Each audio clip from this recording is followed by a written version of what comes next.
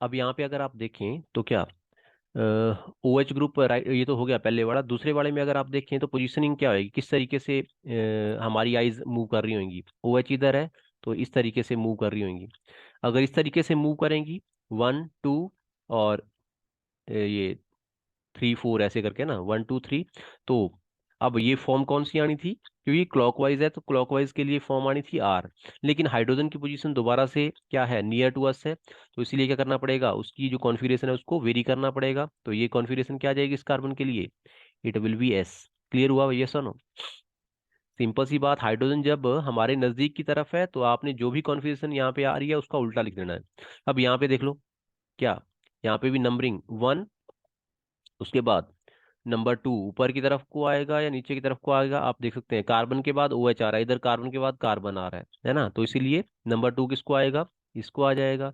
Number 3 ये आ गया, number 1 number 2 इधर आएगा नंबर 3, और ये हाइड्रोजन नंबर 4। तो इस तरीके से अगर आप चेक करें 1 से 2 की तरफ मूव कर रहे हैं तो कैसे जा रहे हैं, क्लॉकवाइज जा रहे हैं। क्लॉकवाइज मतलब क्या, एच की पोजीशन है टुवार्ड अस, तो इसीलिए ये भी कौन सी फॉर्म आएगी, it will be again S form, है ना। लास्ट वाले को चेक करो, इसको, इसमें क्या है, इधर आ गया नंबर 1, इधर आ गया नंबर 2, इधर आ गया नंबर 3, और इधर आ गया नंबर 4।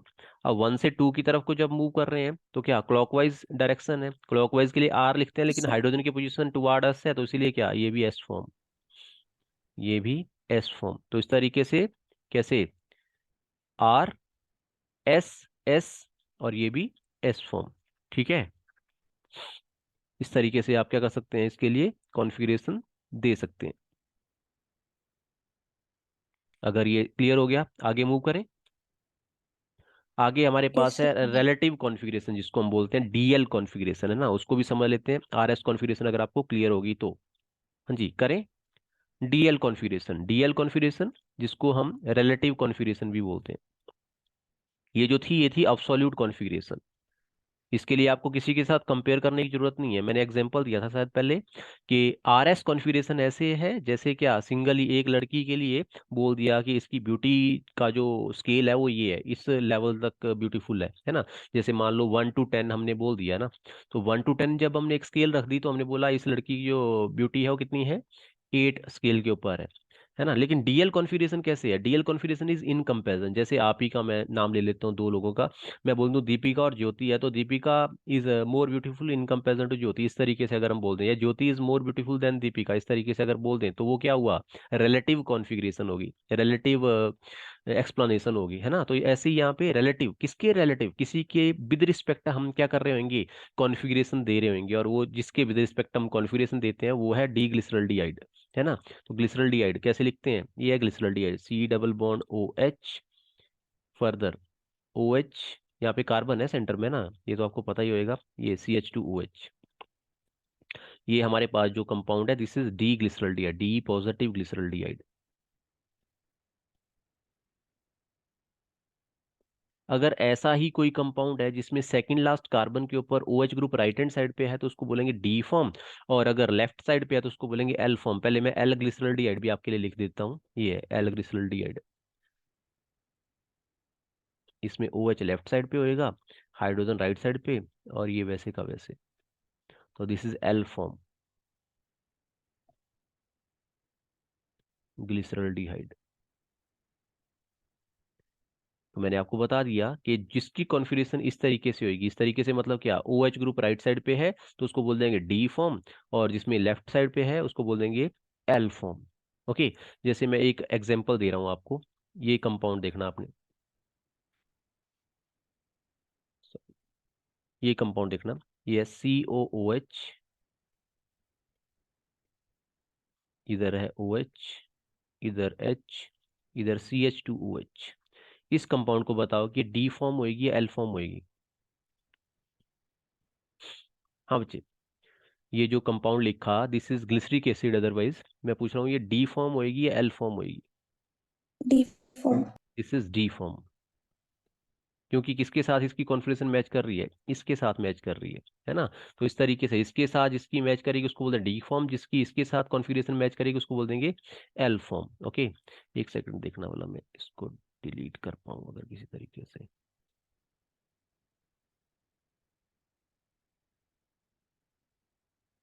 ओके। सो नेक्स्ट अगर हम बात करें इसी तरीके से, ये देखना आपने, ये मैं कंपाउंड ले रहा हूँ, CHO, एक साइड हाइड्रोजन, एक साइड OH, ऐसे यहाँ पे भी एक साइड हाइड्रोजन, एक साइड OH, और इधर CH2OH। इस कंपाउंड को बताना आप डी फॉर्म है या एल फॉर्म है, otherwise it is D erythrose. form. हाँ, डी फॉर्म। ओके, कैसे पता चला? D OH right hand side पे है ना, ठीक है, समझ आ गया? सो ऐसे ही अगर क्या कर दें, इस OH को लेफ्ट हैंड साइड पे लिख दूं तो एल फॉर्म हो जाएगी अपने आप से, है ना। ये आपको क्लियर हो गया होगा, डी फॉर्म, D3OZ इसको बोलेंगे, हाँ, D3OZ। सो ये था। अब ये है relative configuration, relative in relation to relationship to other molecule. इस तरीके से डी और एल कॉन्फ़िगरेशन हम रिप्रेजेंट कर देते हैं। ये अगर आपको क्लियर हो गया, ऐसे ही टार्टरिक एसिड हो गया, सीरिन हो गया, है ना। अब यहाँ पे दिक्कत क्या आती थी, क्यों हमें अब्सोल्यूट कॉन्फ़िगरेशन देने की जरूरत पड़ी? रीजन बीइंग कुछ एक नॉमेनक्लेचर हमारे पास ऑर्गेनिक के अंदर है, जैसे अमीनो एसिड के लिए। अमीनो एसिड के लिए भी ऐसे ही हम डी और एल फॉर्म लिख देते हैं, डी सीरिन, डी एल सीरिन, है ना, थ्रियोनिन, ऐसे करके नाम दे देते हैं, तो वहां से फिर कंफ्यूजन अराइज होता है। तो उस कंफ्यूजन को खत्म करने के लिए हमने बाद में क्या करी, अब्सोल्यूट कॉन्फ़िगरेशन दी। समझ आ गया? डी और एल फॉर्म पहले देते थे, क्या करने के लिए, ये रिलेटिव कॉन्फ़िगरेशन के लिए, लेकिन बाद में इसको हटा के RS कॉन्फ़िगरेशन हमने स्टार्ट किया। मैंने RS आपको पहले सिखा दिया, DL बाद में। ओके, अगर ये क्लियर है आगे मूव करें, ये सुनो, हाँ बच्चे, Yes, sir. आगे कर लेते हैं ना। Yes. सो नेक्स्ट, अब ये जो एनेंशियोमर हमने बात करी है ना, R और S जो कॉन्फ़िगरेशन हम दे रहे थे दो कंपाउंड के लिए, जो R और S हैं वो आपस में क्या है, एनेंशियोमर है। तो एनेंशियोमर की जो प्रॉपर्टीज होती है वो डिफरेंट होती है, जैसे बॉइलिंग पॉइंट डिफरेंट होएगा, मेल्टिंग पॉइंट डिफरेंट होएगा, और भी बहुत सारी प्रॉपर्टी है ना, वो डिफरेंट होती है। लेकिन एक प्रॉपर्टी जहां से उनको डिस्टिंग्विश किया जा सकता है, जहां से उनको डिफ्रेंशिएट किया जा सकता है, वो है ऑप्टिकल एक्टिविटी, है ना। सो ऑप्टिकल एक्टिविटी के बारे में हम सीखने जा रहे हैं कि व्हाट इज ऑप्टिकल एक्टिविटी, और एनेंशियोमर के अंदर किस तरीके से ऑप्टिकल एक्टिविटी एग्जिस्ट करती है, व्हाट आर एनेंशियोमरिक पेयर्स, है ना, और एनेंशियोमरिक मिक्सचर क्या चीज होती है, उसके बारे में डिस्कस करेंगे। तो नॉर्मल जो हमारे पास लाइट रहती है, ये लाइट के लिए डायग्राम दे रखी है। नॉर्मल जो लाइट होती है उसमें क्या आपने सीखा होएगा कि भाई कोई भी रेडिएशन होती है तो लाइट भी रेडिएशन की फॉर्म में ही आती है। तो रेडिएशन जो होती है, जिस डायरेक्शन में वो प्रोपेगेट करती है, उसके विद रिस्पेक्ट परपेंडिकुलर दो पार्ट होते हैं उसके। एक होता है इलेक्ट्रिक फील्ड वाला पार्ट, ये जो ड्रॉ कर रखा है, और एक होता है मैग्नेटिक फील्ड। ये सुनो, सीखा है आपने ये चीज जब आप रेडिएशन चैप्टर कर, sorry, structure of atom chapter Yes, sir. करते हैं ना, तो वहां पे आपको ये सिखाया जाता है कि भाई ऐसे करके जो लाइट होती है या रेडिएशन होती है उसके दो पार्ट होते हैं। एक पार्ट होता है जो कि दूसरे के परपेंडिकुलर, और तीसरा किसके परपेंडिकुलर होती है, दोनों चीजें direction of propagation of radiation और direction of propagation of light के परपेंडिकुलर होते हैं। तो ये यहाँ पे आप देख पा रहे होंगे, जो इलेक्ट्रिकल कंपोनेंट है ये रेड से ड्रॉ कर रखा है, जो कि डायरेक्शन ऑफ प्रोपेगेशन, ये जो एरो दे रखा है जहाँ पे मैंने ग्रीन कलर से एरो को दोबारा से रिप्रोड्यूस किया, है ना, ये डायरेक्शन ऑफ प्रोपेगेशन है। इस डायरेक्शन में लाइट ट्रेवल कर रही है। इसके बिल्कुल परपेंडिकुलर में दो पार्ट हैं, एक है इलेक्ट्रिकल पार्ट और दूसरा है मैग्नेटिक पार्ट। ओके, फर्दर अगर हम बात करें, नेक्स्ट जो हमारी डिस्कशन है that is about plane polarized light. Thank you. Next discussion is about plane polarized light. What is plane polarized light, उसके बारे में यहाँ पे डिस्कशन है। तो पहले मैं इधर से स्टार्ट कर रहा हूँ, आप देखेंगे क्या प्लेन पोलराइज्ड लाइट क्या है। उसको समझने के लिए आपको ये समझना पड़ेगा कि ये जो लाइट होती है ना, ये क्या करती है, वाइब्रेट करती है क्या, नंबर ऑफ प्लेन्स के अंदर। जैसे आप यहाँ पे फर्स्ट डायग्राम को देख पा रहे होंगे, ये फर्स्ट डायग्राम के अंदर आप देख रहे होंगे क्या, नंबर ऑफ प्लेन यहाँ पे मैंने ड्रॉ कर रखे हैं लाइट के, है ना। समझ आ रहा है? ये सुनो, क्या है ये जो आप देख पा रहे हैं, ये क्या है, नंबर ऑफ प्लेन्स हैं जिनमें क्या लाइट वाइब्रेट करती है। ये नॉर्मल सिचुएशन है।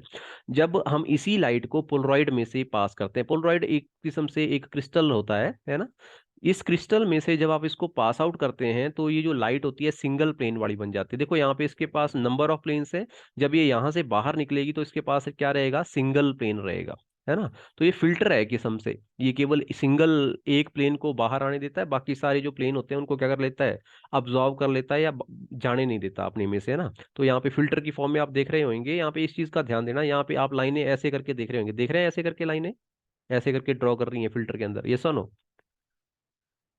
Yes, कवच। sir. हाँ, तो ये क्या कर रहा है, देखो आप वेव को चेक करो जरा।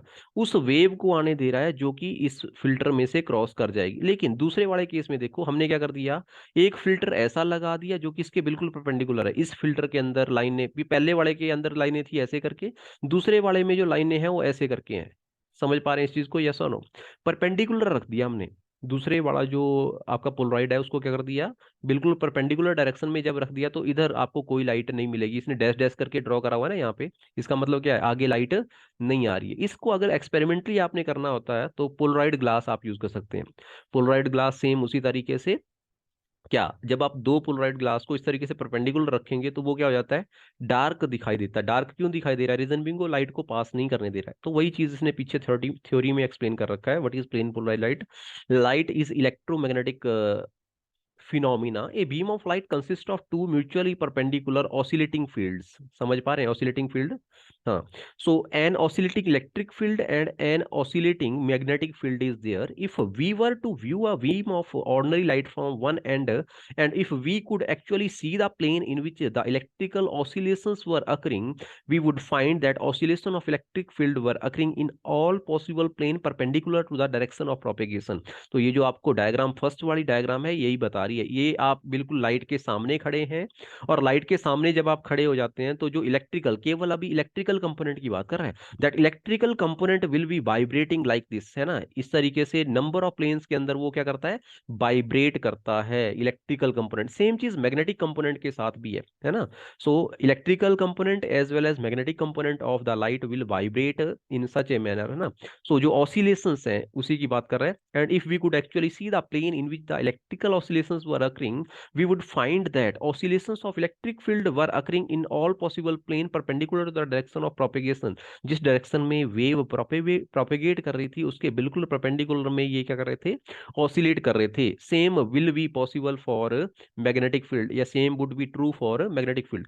When ordinary light is pass through a polarizer, polarizer या पोलरॉइड जिसको हम बोल देते हैं, तो क्या हो जाता है, polarizer interact with the electric field so that electric field of light that emerges from the polarizer and the magnetic field perpendicular to it is oscillating only in one plane. Such light is called plane polarized light. अब जो आपको बाहर मिलेगी light, उसमें जो light होगी वो केवल एक प्लेन के ऊपर वाइब्रेट कर रही होगी। वही दिखा रखा है यहाँ पे, आप देख रहे हो अगर, ये सिंगल एक प्लेन वाली लाइट आपको मिल रही है ये, है ना। तो इसीलिए इसको क्या बोल दिया, प्लेन पोलराइज्ड लाइट बोल गया। If plane polarized beam encounter से फिल्टर विद परपेंडिकुलर पोलराइजेशन, अगर आप एक पोलराइड लगा देते हो कैसा, 90 डिग्री रोटेशन करके और उसको रख देते हो, तो वो क्या करेगा, वो कर देगा खत्म, टोटल लाइट आप ब्लॉक हो जाएगी। तो वही बोल रहा, द लाइट इज ब्लॉक्ड।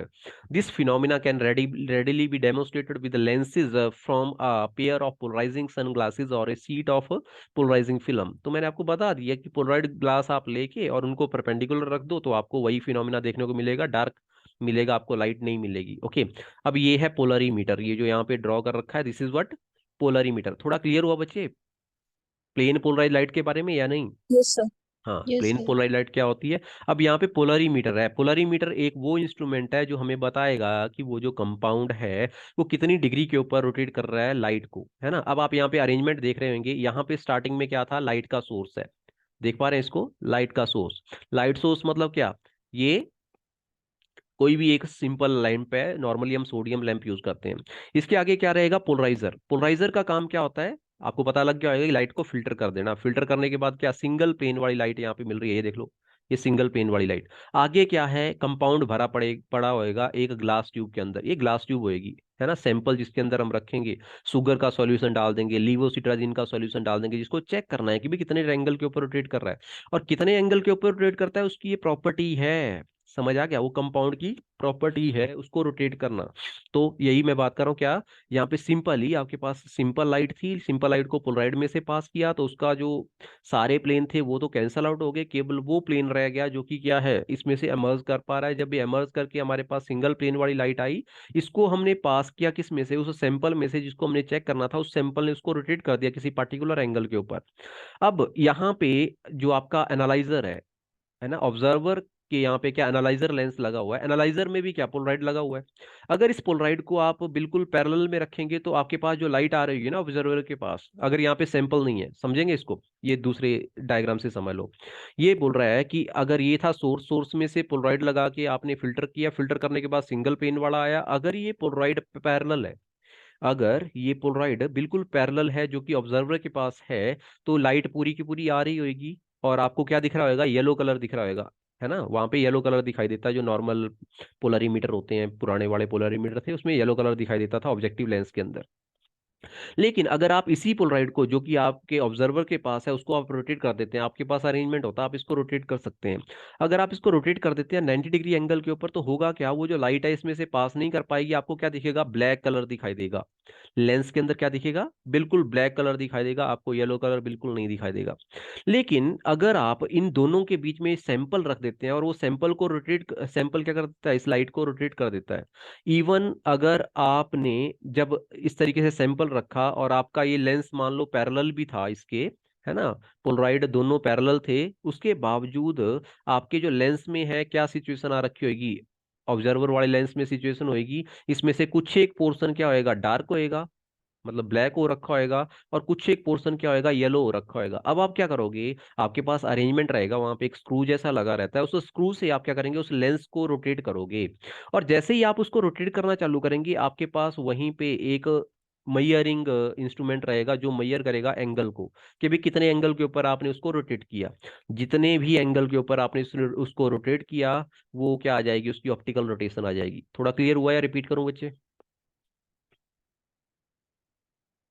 हाँ बच्चे, रिपीट करूं इसको? हाँ बच्चे, जल्दी बोलो। दोबारा एक बार बोल देता हूँ, है ना, आप बोल ही रहे, मतलब आपको समझ नहीं आ रहा इसका मतलब। ओके, सो क्या, सिंपल जो लाइट होती है जब इसको पास करते हैं किस में से, पोलराइड में से, तो सिंपली हमें क्या मिलेगी, एक प्लेन पोलराइज्ड लाइट मिलेगी, reason being this polarized act as filter. ये चीज क्लियर होगी। अब इसके सामने अगर आप क्या लगा रहे हैं, एक और पोलराइड लगा दे रहे हैं, लेकिन उसकी पैरेलल ओरिएंटेशन है, वो कैसे है, जैसे ये पहला पोलराइड है वैसी ही डायरेक्शन इसकी भी है, तो आपको जो लाइट है वो वैसी की वैसी दिखाई देगी, मतलब येलो कलर आपके लेंस के अंदर दिख रहा होगा, आपकी आईज के अंदर येलो कलर आएगा। समझ आ गया, ये सुनो। Yes sir. दूसरे केस में क्या, अगर आप इसी को 90 डिग्री के ऊपर रोटेट कर दें, जो ऑब्जर्वर वाला पोलराइड है उसको अगर आप 90 डिग्री के ऊपर रोटेट कर दें, तो क्या होएगा, आपको कोई लाइट नहीं दिखाई देगी, आपकी आंखों के सामने क्या होएगा, ब्लैक कलर आ रहा होगा लेंस के अंदर। ये भी क्लियर हो गया। Yes sir. तीसरे वाले केस में समझो, अब आपने क्या किया, ये जो दोनों लेंस थे ये तो पैरेलल थे, दोनों पोलराइड क्या थे, पैरेलल, लेकिन आपने बीच में क्या डाल दिया, बीच में सैंपल डाल दिया, मान लो शुगर का डाल दिया या लिवोसिट्राजिन का डाल दिया, है ना। मान लो लिवोसिट्राजिन डाल रहा है, तो लिवोसिट्राजिन क्या करेगा, लाइट के प्लेन को लेफ्ट साइड को रोटेट करेगा, वही कर रहा है, देखो ये क्या कर रहा है, लेफ्ट साइड को रोटेट कर दे रहा है पार्टिकुलर एंगल के ऊपर। जब आप यहाँ पे देख रहे होंगे, इवन आपके दोनों पोलराइड क्या है, पैरेलल हैं, लेकिन उसके बावजूद जो आपका लेंस है उसमें क्या दिखाई दे रहा है, एक साइड दिखाई दे रहा है डार्क पोर्शन और एक साइड दिखाई दे रहा है येलो पोर्शन। इसका मतलब क्या, वो जो सैंपल आपने बीच में रखा किस चीज का, लिवोसिट्राजिन का या फिर शुगर का या किसी दूसरे कंपाउंड का, जो कि ऑप्टिकली एक्टिव है, तो वो क्या करेगा, उसको रोटेट कर देगा, उसकी वजह से ये हो रहा है। अब आप क्या करेंगे, जो आपका ऑब्जर्वर वाला पोलराइड है यहाँ पे, इसको रोटेट करेंगे एक पार्टिकुलर एंगल के ऊपर धीरे धीरे करके। जब आप उसको रोटेट कर रहे होंगे तो आपके पास क्या आ जाएगा, अब दोबारा से वैसे ही लेंस के अंदर पूरा का पूरा पोर्शन क्या आ जाएगा, येलो आ जाएगा। मैं कंसीडर कर रहा हूँ कि आपने येलो लाके कर दिया। जब येलो आ गया, इसका मतलब क्या, आपने उस एंगल के ऊपर उसको रोटेट कर दिया जिस एंगल के ऊपर सैंपल ने लाइट को रोटेट किया था। समझ आ गया, यस और नो, उसके अपोजिट में आपने रोटेट कर दिया। मान लो जो सैंपल था उसने रोटेट किया था 30 डिग्री इस तरीके का, आपने क्या किया, अपने पोलराइड को ही इसी डायरेक्शन में अगर रोटेट कर दिया, तो आपको लाइट दिखना चालू होगी। इसका मतलब आपने क्या मैयर कर लिया, एंगल मैयर कर लिया, यस और नो। तो इस तरीके से ऑप्टिकल रोटेशन को पोलरीमीटर की हेल्प से मैयर किया जाता है। अगर आपको क्लियर हो गया तो मेरे को बताओ। यहाँ पे देख रहे होंगे यस आप, ये सर। एंगल बता रखा है। देखो, अगर राइट साइड को रोटेट करेगा तो उसको पॉजिटिव से या स्मॉल डी से डिनोट करेंगे, पॉजिटिव साइन देंगे या स्मॉल डी। और अगर लेफ्ट साइड को रोटेट कर देता है तो उसको एल, स्मॉल एल से डिनोट करेंगे, लीव रोटेटरी, या नेगेटिव साइन देंगे। ये सिंपल सी चीज सीखने वाली है यहाँ पे कि किस तरीके से जो कोई कंपाउंड है वो क्या करता है, लाइट को, प्लेन पोलराइज लाइट के प्लेन को रोटेट कर देता है। और जिसकी वजह से हम फिर डेजिग्नेशन देंगे D and L form, that is small D and small L. Small D का मतलब dextrorotatory and small L का मतलब लीवो रोटेटरी। मेरे ख्याल में क्लियर हो गया होगा कंसेप्ट, यस और नो? हाँ बच्चे, क्लियर है? Yes sir. ओके, अगर क्लियर है तो ये था आपका किसके बारे में, अबाउट स्टीरियो आइसोमरिज्म। थोड़ा सा इसको जो रह गया रेसेमिक मिक्सचर मेरे को करने को, उसको मैं बता देता हूँ, 1 सेकेंड।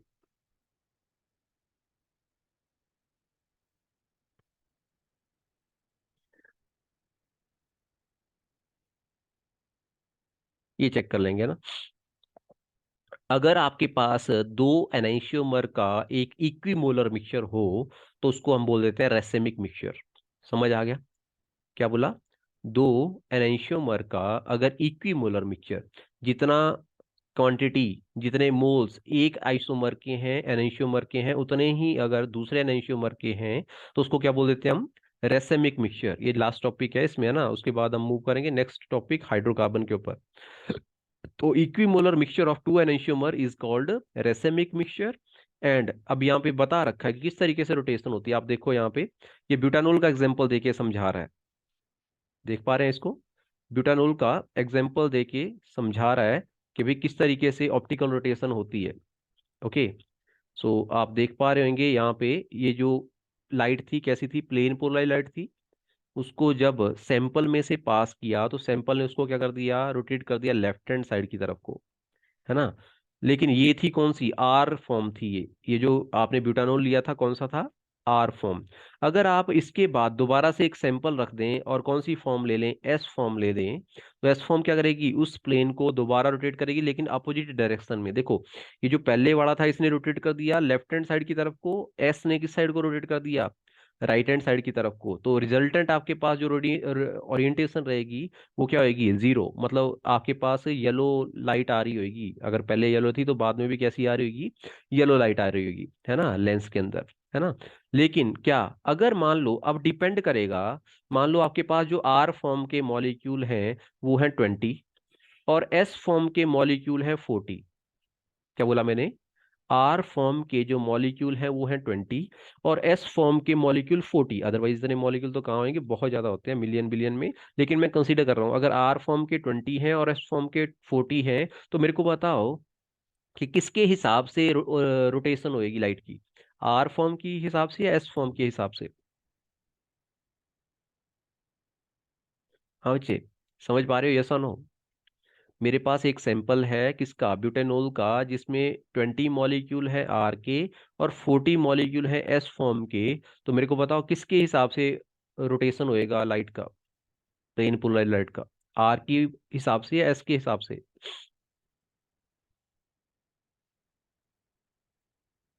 हाँ बच्चे, एस के हिसाब से। यस, एस के हिसाब से होएगा। कैसे, मैं आपको बताता हूँ। एक आर था, एक आर फॉर्म का मॉलिक्यूल था, उसने क्या किया, इसको लेफ्ट हैंड साइड को रोटेट कर दिया, मान लो, है ना, जैसे दिख रहा है यहाँ पे। एस फॉर्म का जो मॉलिक्यूल था एक, उसने उसको राइट साइड को रोटेट कर दिया। आर फॉर्म ने लेफ्ट साइड को रोटेट किया, एस फॉर्म ने उतने ही एंगल से किधर रोटेट कर दिया, राइट हैंड साइड को रोटेट कर दिया। फिर दूसरा मॉलिक्यूल, तीसरा मॉलिक्यूल, चौथा मॉलिक्यूल, ऐसे करके 20 मॉलिक्यूल जो आर के थे, उन्होंने उसको रोटेट किया था किस साइड को, लेफ्ट साइड को। लेकिन 20 मॉलिक्यूल जो एस के थे, उन्होंने उसको किस साइड को रोटेट कर दिया, S, sorry, right hand side को रोटेट करके और उसको बैलेंस कर दिया, मतलब लाइट पूरी आ रही थी।